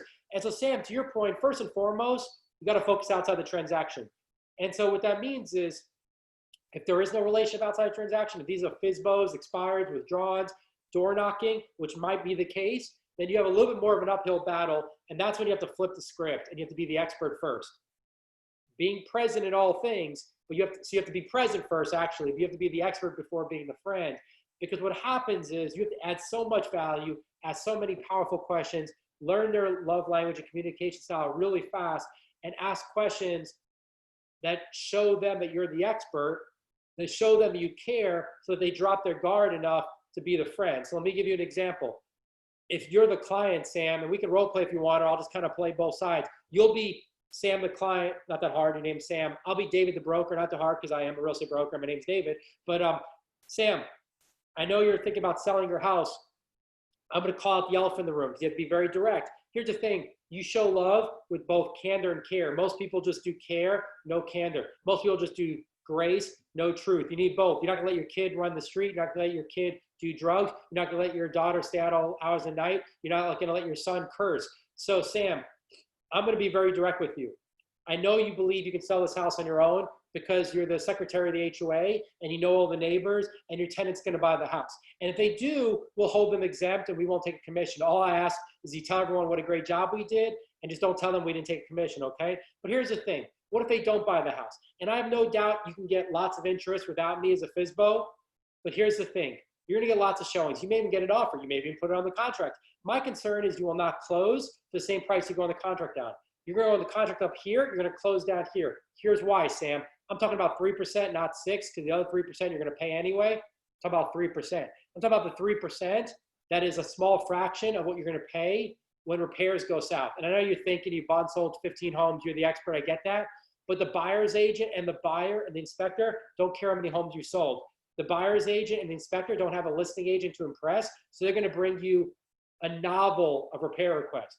And if you don't do them because you don't want to do them, then the deal dies and you start all over. Nowadays, on market and Zillow is picked up and you get a lower price. But let's say you do get through the repair request and you've given up a little bit. That's the percent of the commission. That's probably half the commission right there. Next up, Sam, you sold the home for top dollar.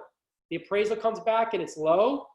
You don't have a top agent on your side that the appraiser respects, that they can call and ask for comps and ask them to justify the price. You know what they do? They say, oh, here's a greedy, overzealous FSBO who doesn't sell houses for a living. I'm going to send it straight to the bank. I'm going to say, Teresa, this house is overpriced. It's not worth this. It appraised for $280. The purchase price is $310. It's $30,000 overpriced. Have a nice day. You can tell Sam the bad news. Now, Sam, you've given up 12%, and I'm just asking for 3%. And last but not least, if you do pay me and my team, it's because you already got your money. We're the last ones to get paid. We'll do all the work on the front end and only get paid when we go above and beyond and give you the service that you deserve.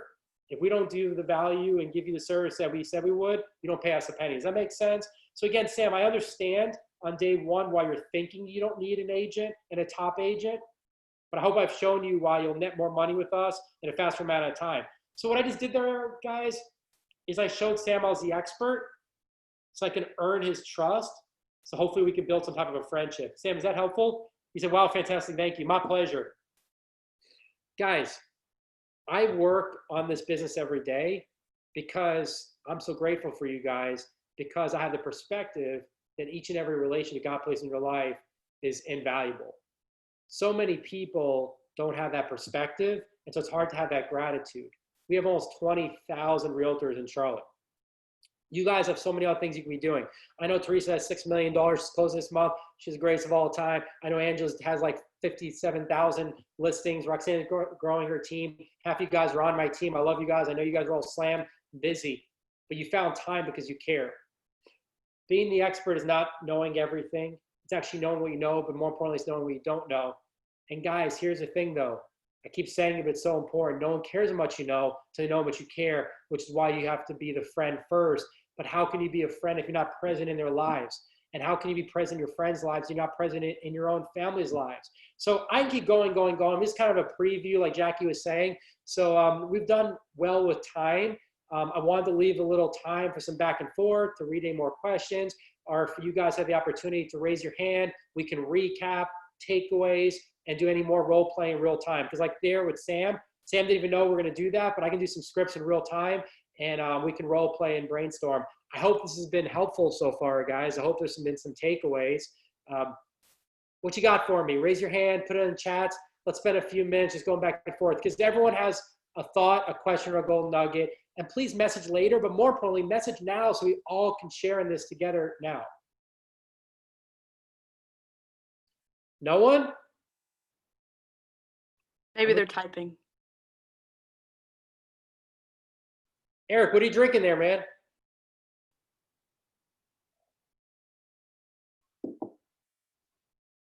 I can't hear. I know Eric's telling funny jokes right now, but he's on mute. Mute. I am on mute. Diet Coke. Okay, good. I'm so happy you guys are all here. I hope there's been some takeaways. I hope there's been some golden nuggets. I'd love to hear from you guys if this was valuable, if you're thinking I was wasting an hour or 40 minutes of my life.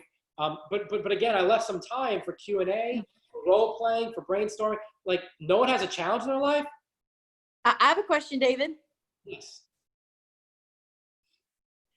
Quick question. So I was going to ask for, obviously you're the head of our team, right? But when we're looking at our relationships, and you talk about using, exercising our knowledge of love languages to meet the clients where they are, to meet their needs.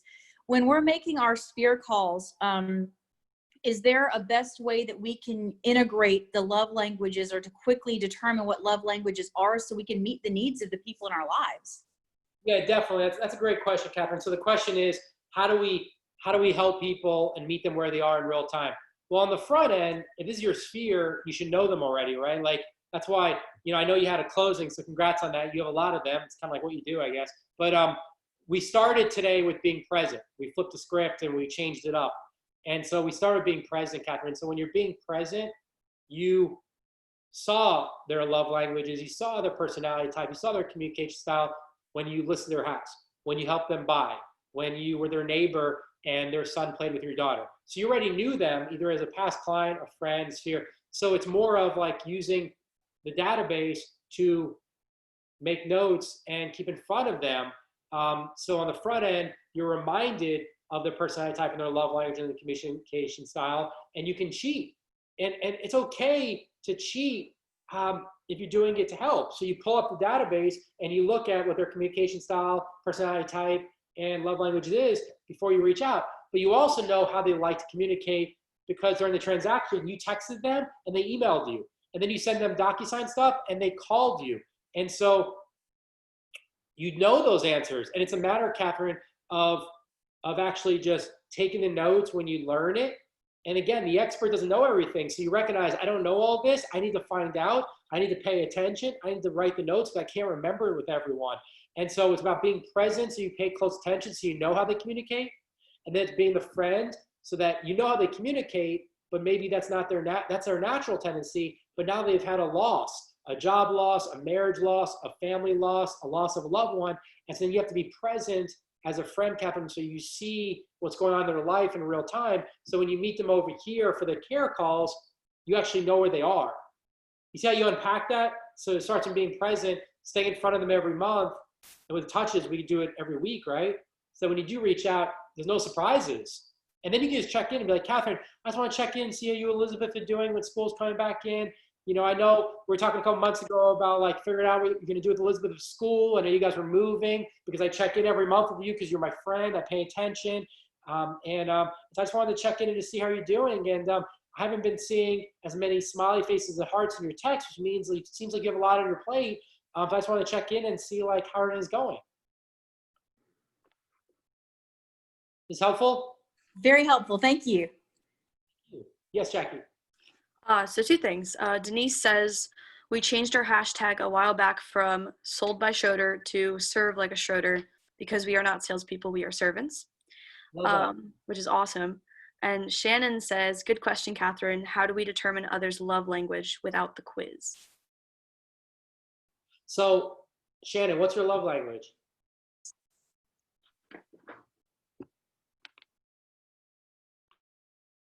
We don't have that much time left. Unmute. How do you unmute? Eric did it. Unmute real fast. Oh, I typed it in. I think it's time and touch, like hugs at home, but you know, I can't go around hugging everybody. I mean, I sort of do, but So, I think time. yeah. So your love language is with the ones that you love. It's how you show. It's how you feel love. And so until someone becomes a friend, you may not have that love language relation with them. But if you're quality time and physical touch isn't what you're thinking as much as it is the hug. You know, some people, you know, it could be the hug, it could be, you know, the handshake, it could be a back rub or massage. Yeah, you're not gonna do that with strangers, you know, for most people, and then quality time with those that matter to you. And so what you do is you check in with others, and then in return, they want to spend quality time with you because you paid attention to them. So when Shannon's being present in others' lives and focusing on them, then she could be the friend. It shows them that she is a friend, and they want to spend quality time with her. They want the hug, even if that's not their love language. So if you don't know their love language, then you may not be paying as close attention, which is why we're doing this today, because we're all guilty of that. So the best answer, if you don't know someone's love language, is not to ask. It's to be present and check in regularly when you learn what their love language is. Again, I know Angela, both Angelas now, but Angela Thompson for years and years. And so I know her love language is acts of service and quality time because she wants to spend quality time, and I see a smile on her face when she's serving others. So when you're present, that's why, guys, the firm foundation is being present so that you can really be a friend. And when you're being a friend, they will reciprocate to learn your love language. And that's how you become the expert friend. Sounds a great segue. Thank you, Shannon. Yes, Jackie? So Violet says, what techniques or tools do you use to separate the business and personal? Obviously the calendar, but just getting my clients' needs met in a difficult market without the interruption of personal time. So Violet, I'd love for this to, I appreciate you too, Joanna. I would love for this to be like, you know, Pythagorean theorem or like a regression model, this like crazy formula, like, wow, David Hoffman's the smartest human alive. And I did do regression model analysis as an economist, but I'm not that smart. But Violet, here's the thing. You just put on your calendar. If God placed them in your life, then they are important. So focus on your family at home. Focus on your client when you're with them. Focus on your friend when you're with her. Focus on your neighbor when you're with him. Focus on your church member in your life group. Just be present wherever you are. So again, the 3 standards, so I love that question, is when you're home, you're focusing on your family. When you're with a client, you focus on the client. When you're with a friend, you focus on the friend. And so the standards are, you put on the calendar, you don't move it. You don't take it off. Nothing else is more important outside of personal emergency. The $1 million listing is not more important. The family member is not more important unless it's a personal emergency. And then you don't let more than 30 days go by without checking in with everyone, because if they're important to you, you check in with everyone. You don't let that time go by if you're going to be the friend. So you be present first so that you can show that you're the friend, so you can be the expert. And so they don't commingle. When you're home with your family, you're not looking at your phone. And so the guardrails that I protect, the guardrails are wherever I am is the highway. And I don't look at my phone over here, and I don't go over the allotted time over here because I have another appointment or meeting, or I have David time. I put David time on the calendar every day. You know what it is? It's staring into space. It's going for a walk. It's playing on Facebook. It's looking at baseball cards at the card shop. One of the guys on our team manages a baseball card shop, and it's like a guilty pleasure. It's going to the gym. Like, I put that on the calendar every day to focus on that. So Violet, when you're home with your family, your phone sits in the other room. When you're in Violet time, you look at your phone. Before you have your meal, go to the home office for 30 minutes and respond to everyone, because we respond when? Our next standard, before our next meal. So, Okay. does that make sense?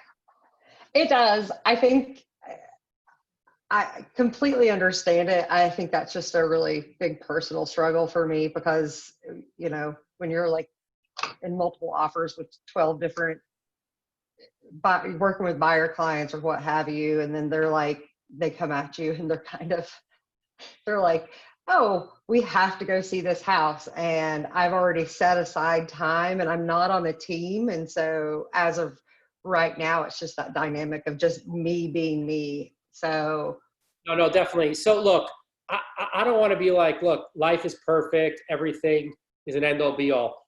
So you tell your family members, there might be a rare occasion where I need to go do something time sensitive. Like Angela was saying about the real estate emergency. If you need to go look at that house, now here's the thing though, if it's at 8 o'clock at night, I have turned down $1 million clients because it's 8 o'clock at night. right. So technically, if it's a bidding war and they haven't even seen the house yet, well then maybe that's not the house, right? And if they have seen the house, then you've already made your offer.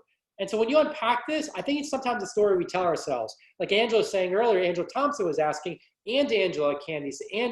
So Angela was saying, are there real estate, asking is there real estate emergencies? And then Angela Thompson was saying, how do I keep my family first and foremost at home? And the answer is yes. You focus on the real estate emergencies when it's on your calendar in real estate time, and you focus on your family when you're home. Here's the thing.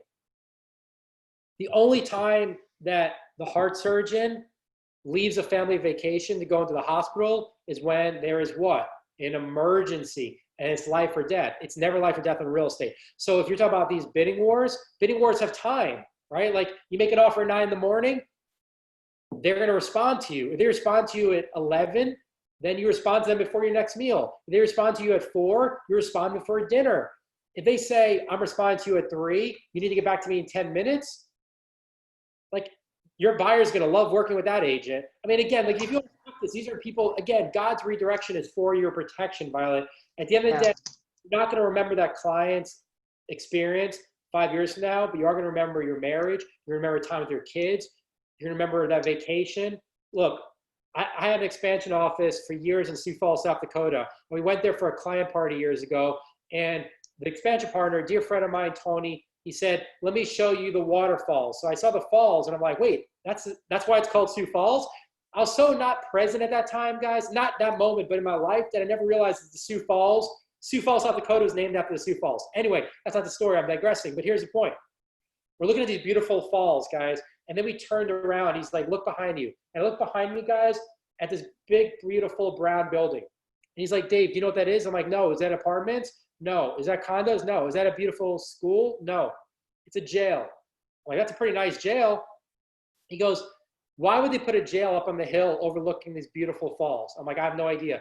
He's like, you know why, David? Because they want the inmates to see what's so close but so far. And I'm like, holy cow, Tony, that reminds me of the agent who sits on the balcony and says, honored and grateful to work from the beach. Hashtag the best life. You know what the best life is? Violet, you put your cell phone in the safe and you go down there with your family and you go for a walk on the beach and you jump in the waves and you pick up seashells. The inmate has a beautiful view of the water just like you do when you're on that balcony, unable to leave your phone behind. I just got goosebumps. So thanks. Good perspective.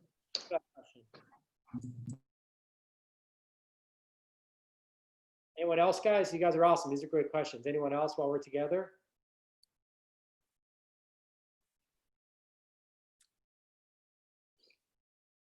Yes, one more question. So I believe this is either Cindy or Catherine because it's coming from client care. Says, you mentioned reaching out and checking in as the friend and that people will share their real struggles. Many in our sphere are having COVID-related financial struggles. What financial advice are you sharing for those who are struggling? Yeah, definitely. That's a great question, guys. And it's Catherine. And I love that, you know, a leader of our company is the one asking these questions. One of the top agents in Charlotte is asking the questions. Again, you know, when you teach, you learn. When you give, you receive. And the expert is the one that knows what they don't know and keeps raising their hand and is selfless and never takes credit. So thank you, Catherine. So here's the thing. Hold COVID constant for a second. People always have financial challenges. The stock market is actually at a peak right now. It was at a bottom in March. Unemployment rates are coming back down. They were really high a couple months ago. The economy is actually still pretty strong. Now, a lot of people are struggling. but they're also going to be struggling in 2 years from now when we're in the midst of, or even next year, in a recession or even depression. And they're going to struggle again in 4 years. And they're going to struggle again in 5 years when the housing market's at a bottom and they can't sell their house. So there are always going to be struggles with different people. And so you never want to say you understand. You never want to say you understand, because no one on this call can understand what someone else on this call is going through. And I'm the first one here to admit that. You know that they're struggling, but you don't understand. When someone's going through a loss and it's like, oh, I understand, I go through the exact same thing. No one else has ever gone through the exact same thing. So first and foremost, Catherine, I would just check in. I have lots of friends going through the same thing. I just check in and be like, how are you? And just, here's the thing though, if you haven't been present, they're not going to be authentic and honest and open, transparent with you. If we haven't been the friend, they're not going to be clear. If you've made it about yourself and told everyone how great you are, they're going to tell you how much they're struggling. And so by being present, you've realized that something's going on. By asking questions, by never letting 130 days go by checking in regularly, by paying attention to love languages, by paying attention to their communication style, by seeing that they have not been as communicative and they're not being as present, you realize something's going on and you give them permission to pour out. And then you could be the fountain and pour into them. And then it's a matter of like, Catherine, you've been sharing that COVID has really been tough on you and you lost your job. Like, what do you need? Just seeing you and me. I'm being confidential with you. It's just you and I. Like, what do you need? Is it money to pay the mortgage next month? Is it money for the next 6 months? Is it money for Elizabeth? Is it money for the next 5 years? I know you have a house that has equity. Maybe we can pull money out. Maybe my group can help. What do you need? Just tell me. Like, we all have struggles. We all are struggling. I can never imagine, and I do not understand what you're going through, but I know you're struggling and I want to help. What do you need? It's as simple as asking the question, but not, oh, I'm so sorry, I know I got to run around crazy, I'm really busy, I'm really slammed, I got so much going on, blah, blah, blah. But how are you? I'm fine. I know you're really busy and important. No, I'm good. We should catch up. So it's slowing down to be present in their lives, to realize as a real friend that they're struggling, to give them permission that you're going to be able to pour into them as a fountain and they won't be a drain on you. Because when you tell people how busy we are and we're slammed and we got so much on our plate and we're so busy running around with all these plates up in the air and we're the urgent care doctor, what happens is, and I'm talking to myself when I talk to all you guys, what happens is we're making others feel like the drain on us by putting one more thing on our plate, when in reality, God has made us potentially the fountain to them. So Catherine, you have so many people that care about you and trust you that you're a perfect example of, because you have so many people you could help, you just slow down and say, I'm here for you as your friend. And you check in as a friend. Don't worry about me. Well, how are you? Don't worry about me. I've got struggles, you've got struggles, but I'm calling you about you. We'll talk about me later, but right now I'm checking in on you. And nothing else matters. Real estate, family, our lives don't matter until their lives are cared for. We have to be the fountain to them so they don't feel like a drain on us. Does that make sense? Absolutely. Thank you. Awesome. That was a great question. We got time for one or two more, guys. Anyone else? No? I mean, if we don't go to 2 o'clock, guys, 2 o'clock Eastern, I'm going to end up eating too soon. Like, I've been fasting since dinner last night, and my goal is to go to dinner. So I got to keep busy. I got to go for 4 more hours. I just saw someone in the chat. Oh, wow, that makes my day, Allison. Allison says, God is working through you today, David. He's working through all of us every day. But when we don't slow down long enough to be present where we are, he is still looking out for us. That's why we have to be thankful in all things. He's still working through all things, but maybe he's like, okay, David's a little too busy today. I'm still going to pour into him, but I can't use him as a vessel. And so, guys, that's, when I share my story, it's because, and that's why I did not today, because it's not about me, and I wanted to time this as well as possible. But when we are not present in the ones that God's already placed in our life, he's like, okay, David's too busy. I can't put more people in his life. Does that make sense? If you're single and you're thinking, I really want to meet the man of my dreams, I want to meet that perfect girl, but I don't even have time for the people God's already placed in my life. How is he going to find time for more? He can always find the time, but he's got 7 billion other people. Now, he knows your name and he's always there for you, but he's got 7 billion other people raising their hand that also need help. And so again, Violet, if you ever lose someone, that was his redirection for your protection. Just be present in the people's lives that God's already placed in your life. And you're going to have a true limitless life. And when you get to heaven one day, you're going to hear, well done. I appreciate you guys. If there's nothing else, I'm going to let you guys go on through your afternoon. I appreciate you guys giving me 2 hours. I hope and pray this is helpful and that something that God wanted you to hear touched each of your hearts. And I love each of you guys. I know most of you. If I do know you, please reach out. Let me know if anything was helpful. If I don't know you, please reach out so we can build friendship. But I appreciate you guys. Have a blessed afternoon, okay? Thank you, David. Thanks, David. Thanks, David. Thank you. David, have a great day.